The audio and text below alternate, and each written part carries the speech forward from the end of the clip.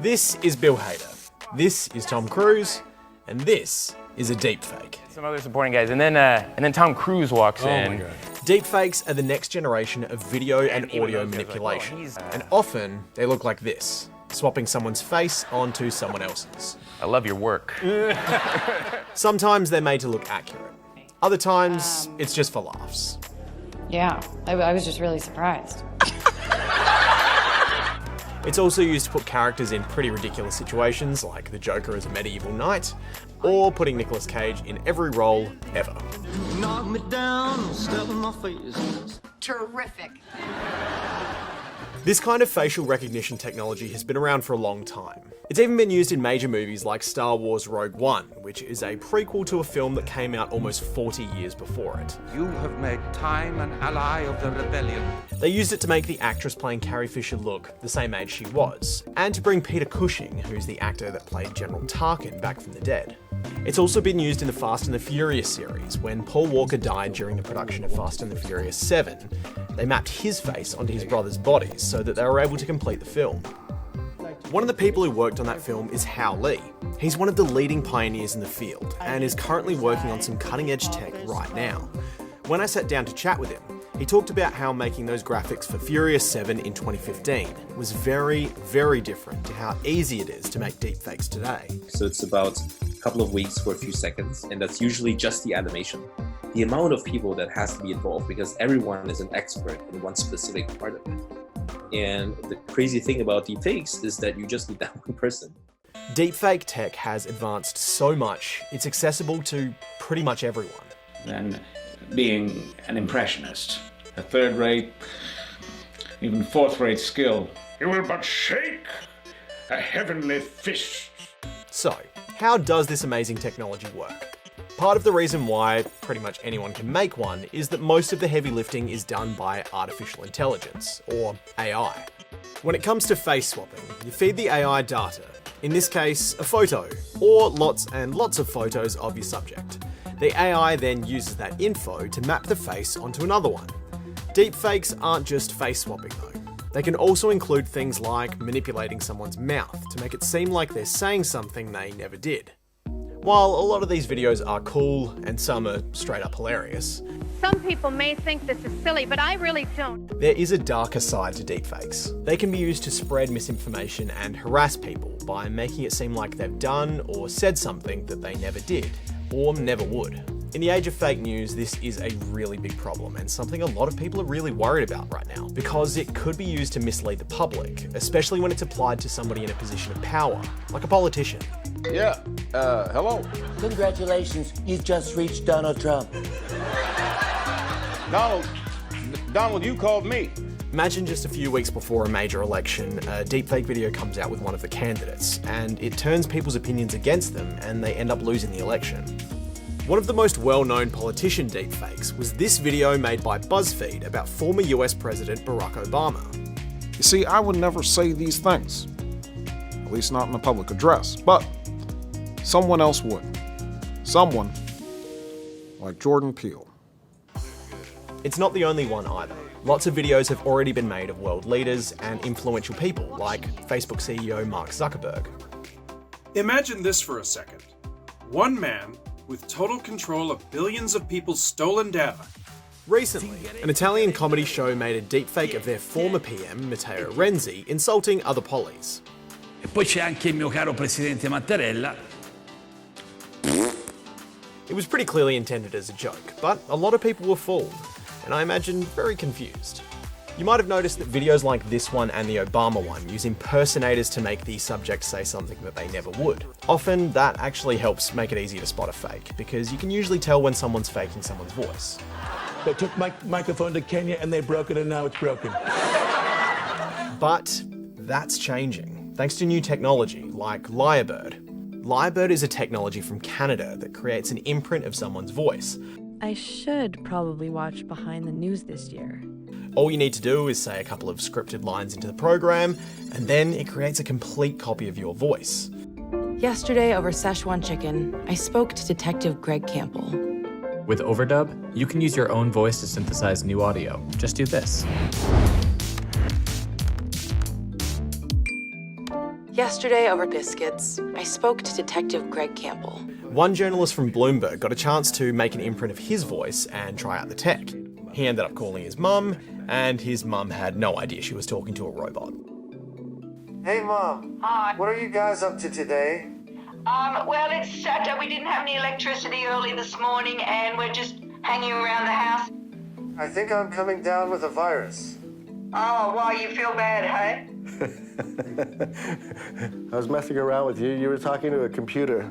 I felt like I was talking to you. It's amazing. All of this can seem pretty terrifying. So, what does the future hold for deepfakes? Deepfake technology is constantly improving, making it much easier for people to make them. While that earlier video of Tom Cruise took lots and lots of reference photos to make, we're now seeing deepfakes made from just one photo, or in this case, one painting. And again, it's not just these really techie researchers that are able to make these.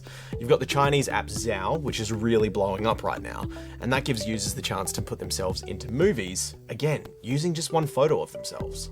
Plus, real-time face mapping is pretty much everywhere these days. In fact, you've probably already seen a version of it on popular phone apps, like this is me as the Joker, this is me as some old bloke with a beard, this is me as some weird Halloween scary thing, and this is me as Donald Trump. You can see the technology isn't quite there yet, but it's getting better, and it's only going to get better. And this is me with a cone on my head. It's pretty good. Hao Li is actually working on that kind of tech right now. Recently, he was responsible for this real-time face mapping of Russian President Vladimir Putin. Li reckons virtually undetectable deepfakes are just around the corner. So I mean, intuitively, my answer is, we're between 6 months and 12 months, based on it's just intuition, right? Based on like what I've seen, the evolution so far. In the end, all we're watching is pixels, and there should be a way to get like pixels that are, literally perfect. And I don't think it's going to take that long. He says that not only is the video quality getting a lot better, they're also becoming a lot easier to make. A recent study found the total number of deepfake vids on the internet had practically doubled in just 9 months, between December 2018 and July 2019. That study was spearheaded by this guy, Giorgio Petrini. I had a chat to him about his cybersecurity company Deeptrace, which specializes in detecting deepfake videos. And essentially we use the same type of technology, deep learning and computer vision, to understand the videos, and in particular to ascertain if they might be manipulated or completely fully synthesized by generative models. There's one thing that both Li and Petrini agree. While virtually undetectable deepfakes aren't here just yet, it doesn't really matter, because people are already being fooled by them right now. Just think of that Italian Prime Minister. So, are there certain things that people should look out for when trying to spot a fake? Well, not exactly. So in the long run, it might be dangerous to just look at the content itself in search for visual clues, because I think everybody would agree that we are very close to the time when videos are going to be convincing, fake videos are going to be convincing enough for fooling most people. The problem is, telling people to look for things like changing skin tone, weird blurring, or unnatural shadows might work right now. But those problems are eventually going to get fixed. For example, in the early days of deepfakes, none of them ever blinked, but now they do. Both Petrini and Li are working on pretty complex tech solutions, like scanning individual pixels in a video for clues, or analysing the unique way people move when they talk. But when it comes to regular people like you or I, Petrini and Li say it's not as simple as just looking at what you're seeing. We need to educate people and make them think critically, which is why media literacy is so important. Is that something believable that happened in the video? Is that in line with what this person said before? What is the reliability of the source? Where was this video published? Has any major newspaper mentioned the video? Search if they already did an investigation around it. If we are not equipped as human, and we probably will not be anymore in a near future to understand just visually, just with visual scrutiny, we can still leverage a lot of contextual information to help us sort out the truth, I think.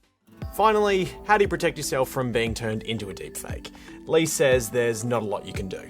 Instead, he reckons lawmakers and social media platforms need to step up and do their bit to deter people and make it harder for these kind of videos to spread.